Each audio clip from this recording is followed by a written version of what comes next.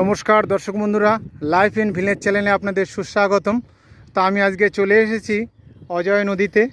আর অজয় নদীর ওপরে সুন্দর একটি বাঁশের সাঁকো রয়েছে, সেটি আজকে আপনাদেরকে তুলে ধরব।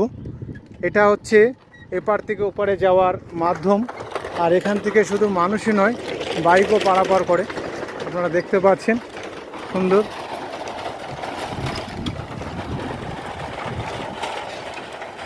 এগুলো এখন আর খুব একটা দেখা যায় না, বাঁশের সাঁকো, কিন্তু এখনও এখানে রয়েছে। আর সাধারণ মানুষ এখান থেকে পারাপার করে। শুধু বাইক, মানুষই নয়, টোটো, মোটরসাইকেল সবই যাতায়াত করে। আর সুন্দর একটা মনোরম পরিবেশ, আপনাদেরও আসলে খুব ভালো লাগবে এখানে। এটি হচ্ছে অজয় নদী। ভাই, এই জায়গাটার নাম কি? রসুল।